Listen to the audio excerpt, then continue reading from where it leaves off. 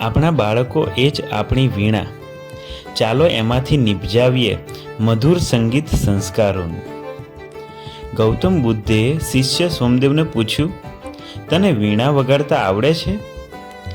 તો શિષ્ય સોમદેવે કહ્યું, હા પ્રભુ. ત્યારે ગૌતમ બુદ્ધે પૂછ્યું, એના તાર બહુ જ ખેંચીએ તો અવાજ સારો નીકળે? તો સોમદેવ કહે, ના પ્રભુ. તો ગૌતમ બુદ્ધે ફરીથી પૂછ્યું, તો વીણાના તાર ઢીલા રાખીએ તો અવાજ સારો નીકળે?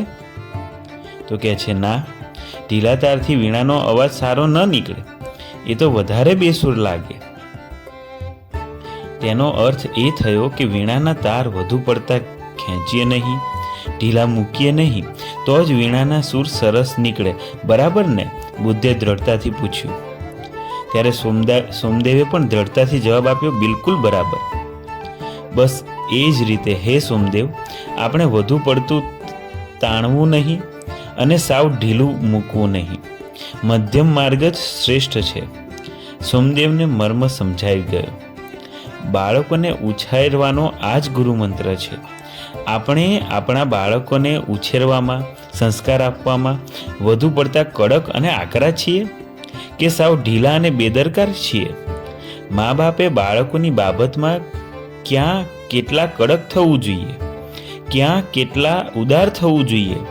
મા બાપ તરીકે આપણી બાળ વીણાને સુરીલી વગાડવા વચલો માર્ગ અપનાવવા. ચાલો પહેલું અઠવાડિયું બાળકના સંસ્કાર વિશે તાલીમ મેળવીએ. 7 દિવસનું એક અઠવાડિયું ચાલો રોજ રોજ કરીએ અજવાળિયું. દિન 1, કુટેવોને રોકીએ. આપનો પુત્ર 108 ખૂનનો આરોપી ચંબલનો ડાકુ સમ્રાટ કેવી રીતે બન્યો? ડાકુ સોહનસિંહની માને કોઈએ આવું પૂછ્યું. ત્યારે માતાએ કહ્યું, મારી જ ભૂલનું એ પરિણામ છે. આંસુ ભરી આંખે તેમણે આગળ કહ્યું, એ નાનો હતો, ઘૂંટણિયા પર ચાલતો હતો, ત્યારે રમત રમતા કીડી મકોડા મારતો હતો.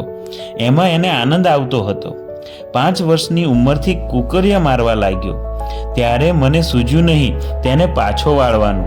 પછી કાંઈ થોભ્યો રહે? 16 વર્ષની ઉંમરે પ્રથમ ખૂન કર્યું ને 37 વર્ષે 108 સુધી પહોંચી ગયો. મેં બાળપણથી વાર્યો હોત તો અમારે દીકરો ખોવાનો અને અનેક લોકોની જિંદગી ખોવાનો આવો દિવસ ન આવત. મા બાપની નાની ટકોરના અભાવે નિર્દોષ કુમળા સંતાનમાં પણ શૈતાન જન્મી શકે છે. આપણા સંતાનને આપણે વારીએ છીએ સતત ધીરજ અને સતત સમજાવટથી. બાળકના કુસંગ અને કુટેવને હમણાં જ રોકો, એ મા બાપનું સાચું કર્તવ્ય છે. ચાલો મા બાપ તરીકે આપણે આટલું તો કરીએ જ. બાળકની કુટેવાને રોકવાની સૂઝ કેળવીએ.